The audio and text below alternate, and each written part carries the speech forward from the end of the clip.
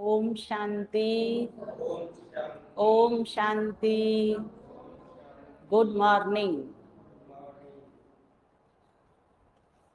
आज बाबा के 11 अप्रैल 2022 के बाबा के महावाक्य हैं। मुरली के सार में बाबा ने कहा, मीठे बच्चे, तुम्हारी बुद्धि में सारा दिन सर्विस के ही ख्यालात चलने चाहिए। जैसे बुद्धि को चलने की आदत है ना, जिस जिसकी पहचान होती है बुद्धि को, जहाँ जहाँ से उसे मिलने वाला होता है तो वहाँ बुद्धि चली जाती है। तो बाबा कहते आप बच्चों का लक्ष्य है महाराजा महारानी बनने का, तो अपने बुद्धि के अंदर सर्विस के ख्याल चलाने हैं। उसी से ही हम अपने पद को प्राप्त कर सकेंगे। तो इसलिए सारा दिन बुद्धि में सर्विस कैसे हो, कहाँ जाके करके आए, किस प्रकार की करें, इसके ख्याल चलने चाहिए। तुम्हें सबका कल्याण करना है, क्योंकि तुम हो अंधों की लाठी, दूसरों का सहारा। प्रश्न है, ऊंच पद पाने के लिए मुख्य कौन सी धारणा चाहिए? ऊंच पद ही पाना है ना हम सब ने। छोटे छोटे पद के लिए तो इतना पुरुषार्थ नहीं किया जाता जितना सभी कर रहे हैं। सभी में जो ऊंचा पुरुषार्थ कर रहे हैं वही ऊंच पद पाएंगे। ऊंचा पुरुषार्थ तो पद भी ऊंचा। ऊंच पद तब मिलेगा जब अपनी कर्म इंद्रियों पर पूरा पूरा कंट्रोल होगा। यहाँ आज बाबा ने स्थूल कर्म इंद्रियों और सूक्ष्म कर्म इंद्रियां दोनों अलग है, इसके ऊपर बताया बाबा ने। विशेष तो बाबा कहते आपकी स्थूल इंद्रियां सूक्ष्म इंद्रियों के कारण चलती है। कैसे, आगे सुनेंगे। अगर कर्म इंद्रियां वश नहीं, चलन ठीक नहीं, बहुत अधिक तमन्नाएं हैं।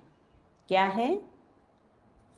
बहुत अधिक तमन्नाएं हैं, हबच है, लालच, तो ऊंच पद से वंचित हो जाएंगे। ऊंच पद पाना है तो माता पिता को पूरा फॉलो करो, कर्म इंद्रिय जीत बनो। गीत है, नयनहीन को राह दिखाओ प्रभु, दर दर ठोकर खाऊं। ओम शांति। प्रदर्शनी के लिए ये गीत बहुत अच्छा है, ऐसे नहीं प्रदर्शनी में रिकॉर्ड नहीं बनाए जा सकते। इस पर भी तुम समझा सकते हो, क्योंकि पुकारते तो सब हैं, परंतु ये नहीं जानते हैं कि जाना कहाँ है और कौन ले जाएगा। जैसे कि ड्रामा अथवा भावी वश भक्तों को भक्ति करनी है, जब भक्ति पूरी होती है तब ही बाप आते हैं। कितने दर दर भटकते हैं, मेले मलाखड़े लगते रहते हैं, दिन प्रतिदिन वृद्धि को पाते जाते हैं। श्रद्धा से तीर्थों पर जाना भटकना चलता ही आता है। बहुत समय हो जाता है तो भी गवर्नमेंट स्टैंप आदि बनाती रहती है, साधुओं आदि के भी स्टैंप बनाती है, बर्थडे मनाते हैं। यह सब है रावण का राज्य अथवा माया का भबका। उनका भी मेला मलाखड़ा चाहिए। आधा कल्प से तुम रावण राज्य में भटकते रहे, अब बाबा आकर रावण राज्य से छुड़ाए राम राज्य में ले जाते हैं। दुनिया ये नहीं जानती कि आपे ही पूज्य आपे ही पुजारी, ये महिमा किसकी है। पहले 16 कला संपूर्ण पूज्य रहते हैं, फिर 2 कला कम हो जाती है तो उनको सेमी कहेंगे, फुल पूज्य। फिर 2 कला कम होने से सेमी पूज्य कहेंगे। तुम जानते हो पुजारी से फिर पूज्य बन रहे हैं। फिर सेमी पूज्य बनेंगे। अब इस कलयुग के अंत में हमारा पुजारी पने का पार्ट खत्म होता है। पूज्य बनाने के लिए बाप को आना पड़ता है। अब बाबा विश्व का मालिक बनाते हैं। विश्व तो यह भी है, वह भी होगी।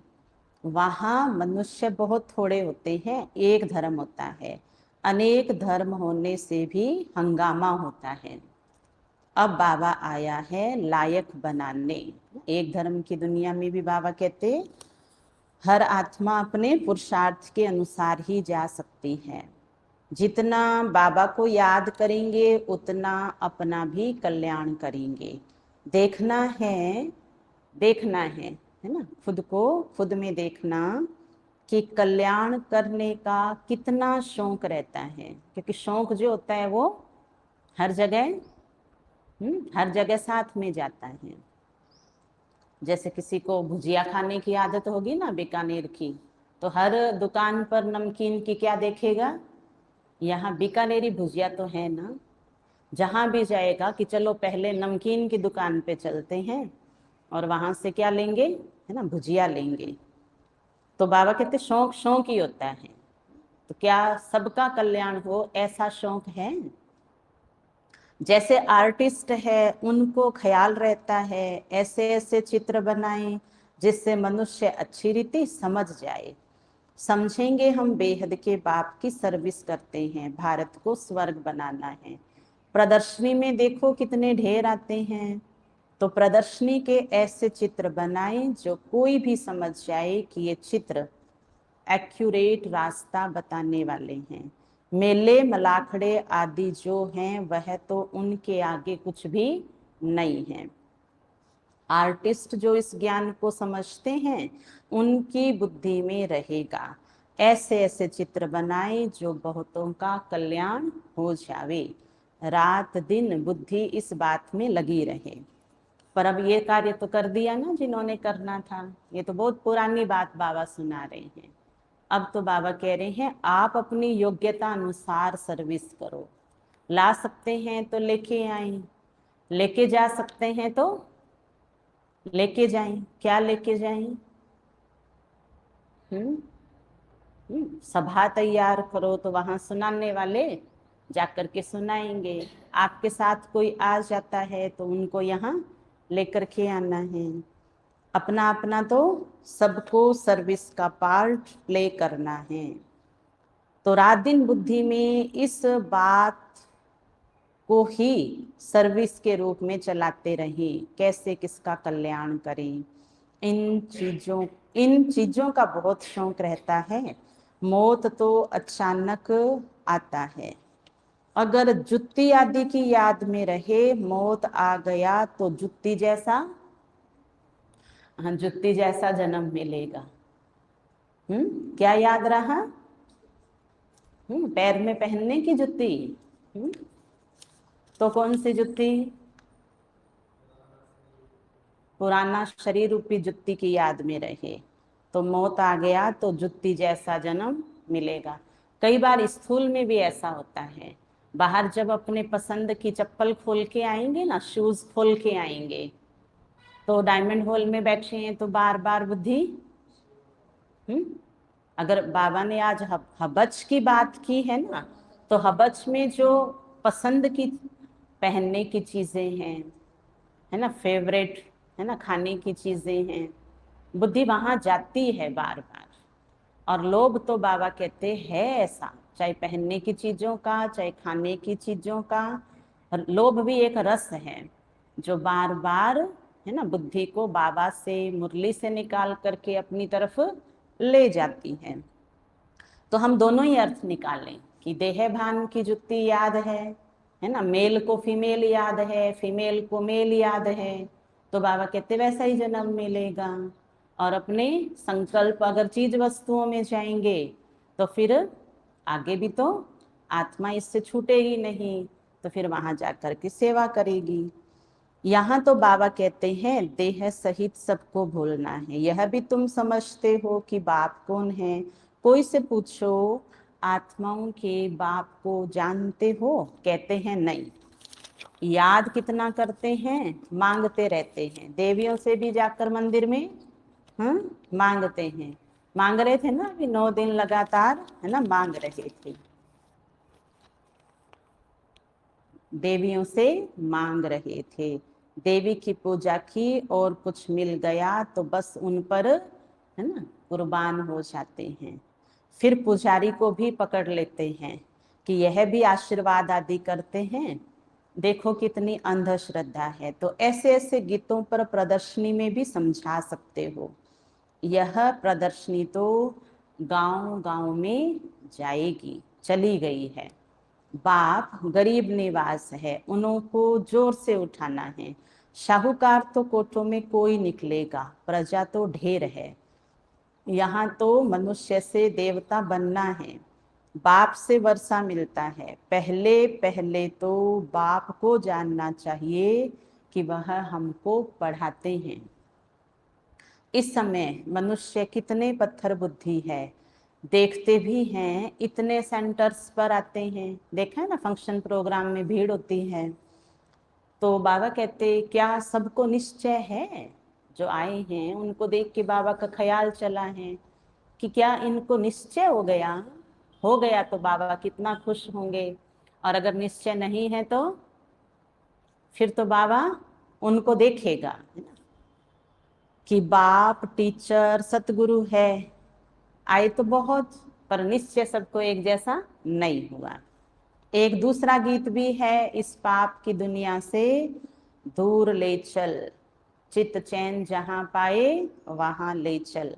वह भी अच्छा है गीत, ये भी प्यारा है। ये पाप की दुनिया है ही भगवानोवाच। यह आसुरी संप्रदाय है, मैं इनको दैवी संप्रदाय बनाता हूँ। फिर मनुष्यों की कमेटियां आदि ये कार्य कैसे कर सकती? यहाँ तो सारी बात ही बुद्धि की है ना। भगवान कहते हैं तुम पतित हो तुमको भविष्य के लिए पावन सो देवता बनाता हूँ। इस समय सभी पतित हैं। पतित अक्षर ही विकार पर है, क्योंकि अब जो भक्ति कर रहे हैं वो तो दिखावे की है, बाकी सारे भक्ति कर ही नहीं रहे हैं। तो भक्ति दिखावे में करना वो भी बुद्धि का पतितपना है, और भक्ति करना ही नहीं, ये क्या है? ये भी तो बुद्धि की तमो प्रधानता है। इससे ही पता चल रहा है कि मनुष्य की बुद्धि में विवेक, स्वयं के प्रति और अपने जीवन के लक्ष्य के प्रति सोया हुआ विवेक है। तुम्हारे भविष्य के लिए पावन सो देवता बनाता हूँ। इस समय सभी पतित है, पतित अक्षर ही विकार पर है। सतयुग में वाइसलेस वर्ड थी और यह है विशस वर्ड। कृष्ण को 16,108 रानियां दे दी हैं। कितनी पत्नियां थी श्री कृष्ण के? इतनी सारी। यह भी ड्रामा में नोंद है कि उनके ऊपर ऐसा बोलना ही था भक्तों ने। जो भी शास्त्र बनाए हुए हैं उनमें गलानी कर दी है। बाबा जो स्वर्ग बनाते हैं उनके लिए भी क्या क्या कहते हैं। अभी तुम जानते हो बाबा हमको कितना ऊंच बनाते हैं। तो ब्रह्मा बाबा पे ये कलंक लगा था, है ना। ओम मंडली के नाम से जब हमारा यज्ञ प्रसिद्ध हुआ तो हमारे अपनों ने ही, भारतीयों ने ही पूरे विश्व के अंदर फैला दिया कि ये दादा लेखराज जो है खुद को कृष्ण बताता है और कहता है अभी तो 1,000 हो गई रानियां, 16,000 हो गई, अब बस मेरे को 108 चाहिए। बाबा ने तो अपनी रानी छोड़ दी, यशोदा माता को ही जगत माता बना दिया और खुद बाबा की गोद में चले गए। तो देखो कैसे यज्ञ की स्थापना में कैसी कैसी बातें आई, उनका ब्रह्मा बाबा ने सामना किया। तो बाबा कहते हैं अगर आप बच्चों के जीवन में किसी भी आपके अपने कर्म के कारण, वहां तो ब्रह्मा बाबा का तो कोई दोष ही नहीं था, ब्रह्मा बाबा के तो मनचित में ऐसा ख्याल नहीं था, क्योंकि उन्होंने तो लक्ष्मी को ही नारायण के पैर दबा रही है उसे ही पसंद नहीं किया। तो फिर इतनी घटिया तो सोच कैसे हो सकती है? बाबा कहते आप बच्चों के तो अपने कर्मों के हिसाब किताब में अगर आपको ग्लानि सहन करनी पड़ती है, आपको अपमान सहन करना पड़ता है, तो क्या करेंगे? ब्रह्मा बाबा ने तो परायों की वजह से कितना कितना सुना। तो हम सभी तो अपने अपने अनुसार जीवन में उतार चढ़ाव को देखते हैं। तो बाबा ने शिव बाबा की बात को धरती पर स्वर्ग बनाने की बात है ना बाबा की, उसके लिए इतना सहन किया और कितनों का किया, है ना। 16 कारण ऐसे हैं, 16 बातें ऐसी है जिनकी वजह से दादियों को, बाबा को, मम्मा को बहुत सारा सहन करना पड़ा। तो आपके सामने क्या है? कोई सहन करने की बात है? जो क्लास में बैठे हैं इनके आगे तो कोई बात नहीं है। तो फिर बुद्धि में सर्विस के ख्याल चलाने हैं, क्योंकि फ्री बुद्धि हो गए ना। अभी तुम जानते हो बाबा हमको कितना ऊंच बनाते हैं, कितनी अच्छी शिक्षा देते हैं। सच्चा सच्चा सत्संग यह है, बाकी सब है झूठ संग। और उसकी पहचान क्या है? झूठ संग की पहचान क्या है? झूठा झूठे को अच्छा लगता है, उनकी दोस्ती गहरी होती है, ये है पहचान। और जो बाबा का सच्चा बच्चा है, अपने अच्छे गुणों का संग करता है, अच्छे कर्मों का संग करता है। उनको कौन अच्छे लगते हैं? ब्राह्मण। उनको ब्राह्मण परिवार अच्छा लगता है, उनको सेवा अच्छी लगती है, उनको संगठन का योग अच्छा लगता है। हर प्रकार की सर्विस में उनको अच्छा लगेगा कि चलो चलो हम सर्विस में चलते हैं। ऐसे को फिर परम पिता परमात्मा आकर विश्व का मालिक बनाते हैं। बाप समझाते हैं, बच्चे तुमको अब अंधों की लाठी बनना है।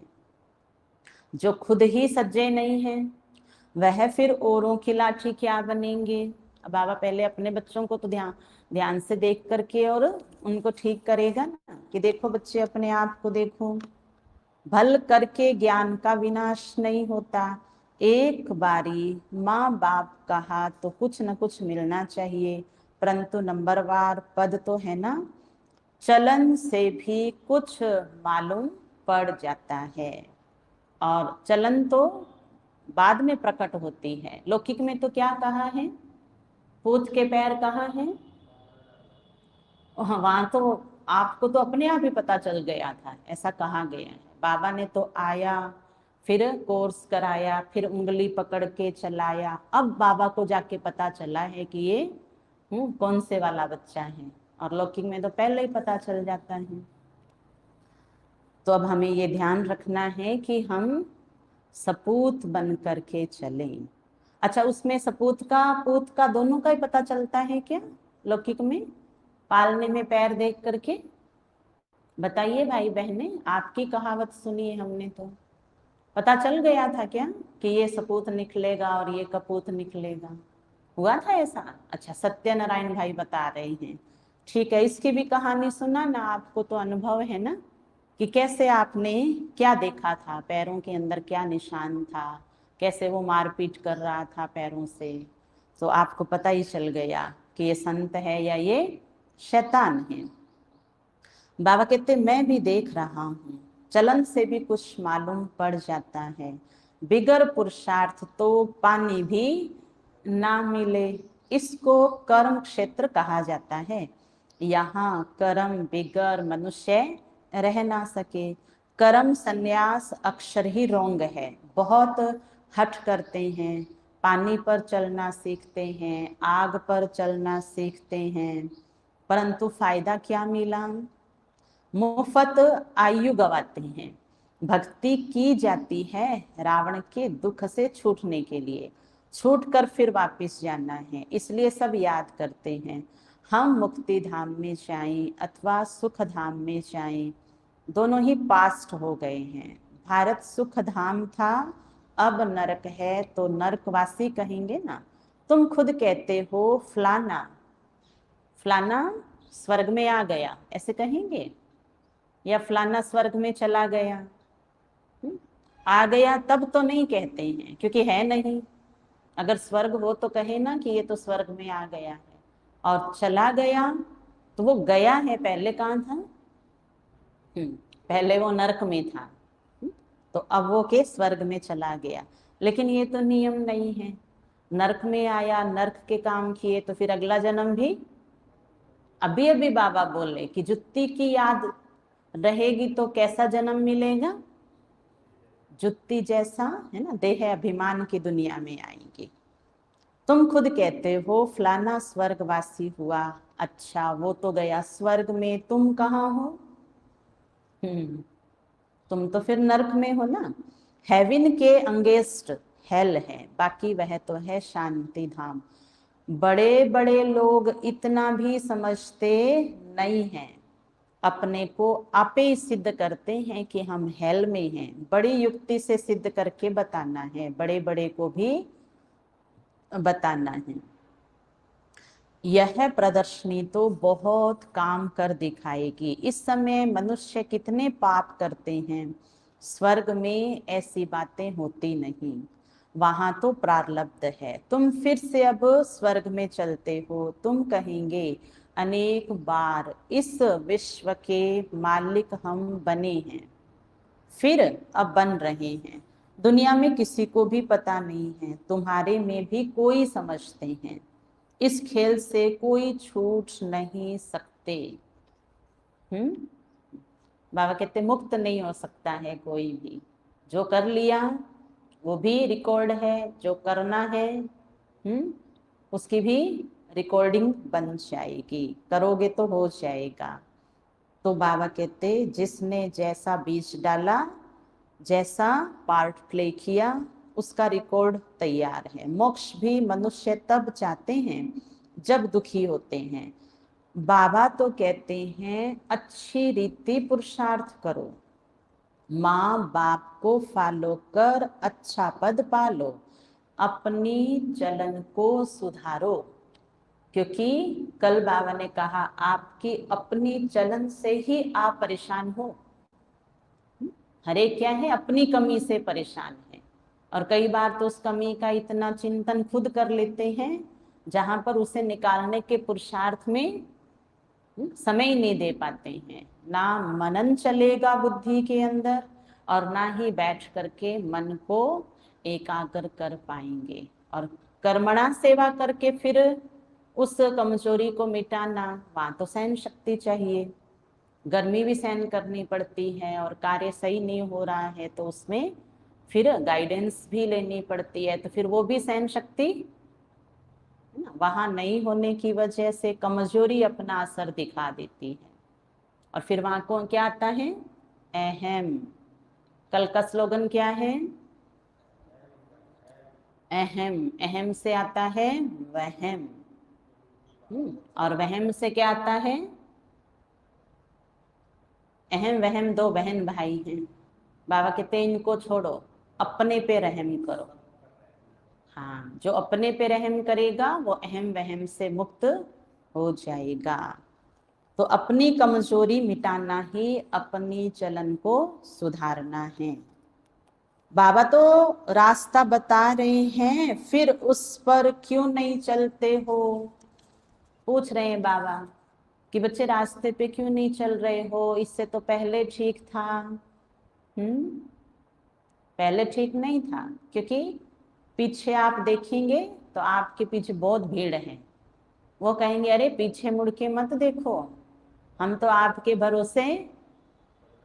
भरोसे चल रहे हैं। वो अपने कहावत है ना, पूंछ पकड़ के तर जाएंगे, है ना। तो वो पीछे बहुत बड़ी लाइन है, अब आगे चलना है।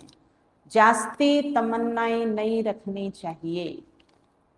यज्ञ से जो मिले सो खाना है। इसमें जरा हाथ कोई उठा सकता है? इतनी तृप्त आत्मा, इतनी संतुष्ट आत्मा मोहन काका पास होंगे।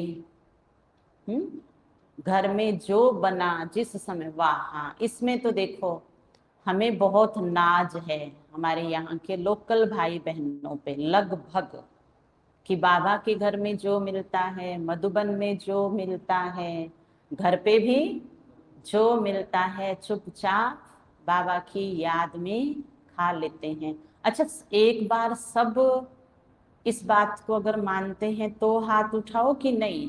मेरा कोई दिन कभी कभार होता होगा जहाँ ठीक है, तबीयत अच्छी नहीं है, इसलिए थोड़ा सा आ गया कि ये क्यों बनाया, मुझे वो क्यों नहीं बना के दिया। उसमें भी बाबा कहते हैं पहले बता दो, अपनी इच्छा पहले भी तो कह सकते हैं ना। हाँ, अब हाथ उठाओ, ऑनलाइन वाले भी लिख के भेजो कि मुझे घर में जो मिलता है वो मैं ले लेता हूँ। अच्छा, सत्यनारायण भाई ठीक है, काका ने हाथ उठाया, जो मिलता है वो खा लेते हैं। देखो बाबा कितना प्यार करते हैं आपसे, क्योंकि आप हैं ही ऐसे। आप कैसे हो? ये अपनी कमी को निकालने का एक अच्छा स्वमान है कि बाबा मुझे जो खिलाता है मैं आराम से, है ना, खा लेता हूँ। पर उस समय बाबा की याद जरूर रखना। हम्म कई बार भूल भी जाती है बात। अच्छा, जिन्होंने हाथ नहीं उठाया वो भी अब पुरुषार्थ करेंगे ना कि नहीं, अब हमें पहले बता देना है। गलती क्या हो रही है? जिन्होंने हाथ नहीं उठाया, गलती उनसे ही हो रही है। और वो कौन सी? कि एक तो अपनी पसंद नहीं बताई, दूसरा खुद को कैसा चाहिए वो अगला भूल जाता है, उसको रिवाइज नहीं कराया, तब भी हो जाता है। और एक दिन हफ्ते में ये भी करें कि आज चलो मैं चुपचाप खा लेता हूँ, चुपचाप खा लेती हूँ, कोई बात नहीं। इन्होंने बनाया है ना इतनी गर्मी में, मेहनत करी है, तो आज चुपचाप खा लेंगे। इससे क्या है, खुद की आदत में, खुद की हबच की आदत में सुधार होता है। उसने क्यों नहीं बनाया, इसकी एक और भी वजह है, क्योंकि मेरी जीभ चटकोरी है और मैं बीमार भी रहता हूँ, बीमार भी रहती हूँ। इसलिए बनाने वाले की बुद्धि में मेरी कौन सी बात है? ये वाली बात। इसलिए उससे वो भूल हो जाती है बनाने में, कि देखो थोड़ी देर पहले पेट पकड़ के बैठे हुए थे, पेट में फुलावट आ गई है कि कूलर एसी के आगे सो रहा हूँ, सो रही हूँ। और अब वो जैसे जैसा भी पचना था इनके पच गया, और अब आ गए अपनी तमन्ना लेकर के, मम्मी क्या बनाया है, दादी क्या बनाया है, आज क्या है, मेरे पसंद का है क्या कुछ भी। तो इस वजह से भी अगला बनाने में चूक कर जाता है। तो अपनी जीभ रस को ठीक रखें। हबच और लालच में बाबा कहते मम्मा किसी को तंग नहीं करती थी, याद है ना, मुरली में आया है। तो हमें हमारे जीभ रस के पीछे किसी को तंग नहीं करना है। क्यों? क्योंकि दादी के लिए दुकान पे फोन आया है कि दादी की बीपी हाई हो गई है, दादी का शुगर बढ़ गया है, पापा जल्दी आओ, दादी को हॉस्पिटल लेके जाना है। अब पता है ना दादी ने क्या खाया है? मना था कि भाई ये मिठाई और ये मीठा नहीं खाना, खा लिया। अब देखो कितना तंग होते हैं। और जब खा रहे हैं कोई कह देवे कि भाई आपको तो आज तकलीफ है ना, ये चीज मत खाओ, तब घूरते हैं। तुम कौन होती हो मुझे कहने वाली, अपना ध्यान रखो, मुझे मेरी चीज दे दो, स्टॉप, है ना। कई तो शटाप भी बोल देते हैं, शटाप, चुप। इन चीजों से बाहर आना है। योग में बाबा का भोग स्वीकार करना है, तो वो क्या बन जाएगा? हम्म और किसी भी चीज को आप कहीं और ले रहे हैं, थोड़ा सा टेस्ट कर लो, आपके अकॉर्डिंग है तो ठीक है, नहीं है तो आप उसे छोड़ भी सकते हैं, किसी और को खिला दिया जाएगा। नहीं तो फिर और कोई नहीं है तो अपने आ जाते हैं ना, इधर गाय आ जाती है, उसको खिला दो, खुद ना खाओ। और बासी तो बिल्कुल भी नहीं खाएं। कईयों को शौक होता है ना, 4 दिन समोसा पहले बनाया 4 दिन से खा रहे हैं, पूरी सुखा सुखा के खा रहे हैं, इतनी क्यों बनाई? सारी बीमारियों की जड़ क्या है? ये मेरी जीभ, जो चटपटा खाएगा वो चटपटा ही बोलेगा, उसके मुंह से ज्ञान नहीं निकलेगा। उसके मुख से क्षमा कर देने वाले मधुर बोल नहीं निकलेंगे। सारा दिन कंकड़ पत्थर, जिसके मुख से कंकड़ पत्थर निकल रहे हैं, समझ जाना उसने क्या खाया है। जीभ रस। वैसे तो बाबा ने ज्यादा बड़ी बात तो नहीं कही है जीभ लोभ को, लेकिन इसमें पुरुषार्थ में बहुत रुकावट आती है। अच्छा, समझ में आया? यज्ञ से जो मिले सो खाना है। हफ्ते में 2 दिन पुरुषार्थ करेंगे तो आगे आदत पक्की हो जाएगी। कर्म इंद्रियां वश में नहीं है तो पद भी ऊंचा नहीं पा सकते। तो ऐसे ऐसे गीत प्रदर्शनी में बजाएं, उस पर तुम समझा सकते हो। तुम हो शिव बाबा के परिवार, हक है ना बाबा का, तो आपने अपना हक दिया हुआ है। ये भी ध्यान रखना, बाबा किसको बोल रहे हैं, इतनी सूक्ष्म बातें बाबा किसको सुना रहे हैं। हम परिवार के सदस्य हैं, हम भाई बहन हैं। बाबा बता रहा है, हमें इस बात को पक्का कर लेना है। पराये नहीं है, बाबा के सामने जो मुरली में बैठे हैं ये पराये नहीं है। और पराये को चलाना किसी के लिए मुश्किल नहीं होता है। बात होती है अपने को चलाना, अपने के संग चलना, उसे आगे बढ़ाना। शिव बाबा के ऊपर तो कोई है नहीं, और सबके ऊपर तो कोई ना कोई निकलेंगे। 84 जन्म में दादा बाबा भी 84 मिलते हैं। शिव बाबा है रचता, अब नई रचना रच रहे हैं, अर्थात पुराने को नया बनाते हैं। तुम जानते हो हम सांवरे से गोरे बनते हैं। स्वर्ग में श्री कृष्ण है नंबर 1, फिर लास्ट में उनका जन्म है, फिर यही पहला नंबर बनते हैं ना। एक लाइन में बाबा ने पूरे सीढ़ी का राज बता दिया। पूरे पूरे 84 जन्म श्री कृष्ण ने लिए हैं। सूर्यवंशी दैवी संप्रदाय ने पूरे 84 जन्म लिए। बाबा कहते हैं जो श्री कृष्ण पहला नंबर था, उनके ही अंतिम जन्म में प्रवेश कर फिर उनको श्री कृष्ण बनाता हूँ। ब्राह्मण सो फरिश्ता सो देवता। अच्छा, मीठे मीठे सिखी लदे बच्चों प्रति माता पिता बाप दादा का याद प्यार और गुड मॉर्निंग। रूहानी बाप की रूहानी बच्चों को नमस्ते। हम रूहानी बच्चों की रूहानी बाप दादा को याद प्यार, गुड मॉर्निंग, नमस्ते नमस्ते नमस्ते। मेरे बाबा, मीठे बाबा, प्यारे बाबा, आपका शुक्रिया, बहुत बहुत शुक्रिया। धारणा के लिए सार, कोई भी विनाशी तमन्नाएं नहीं रखनी है, अपना और सर्व का कल्याण करना है। देह सहित सब कुछ भूल वापस घर चलना है। इसलिए चेक करना है कि बुद्धि कहीं पर भी अटकी हुई न हो। बुद्धि कहीं पर भी अटकी हुई न हो। वरदान, नेचुरल अटेंशन को अपनी नेचर बनाने वाले समृद्धि स्वरूप भव। नेचुरल अटेंशन को अपनी नेचर बनाने वाले, आदत बनाने वाले समृद्धि स्वरूप भव। विस्तार है, सेना में जो सैनिक होते हैं वह कभी भी अलबेले नहीं रहते। फोन पर भी क्या बोलते हैं, जब उनके कमांडर का फोन आता है ना, तब क्या बोलते हैं,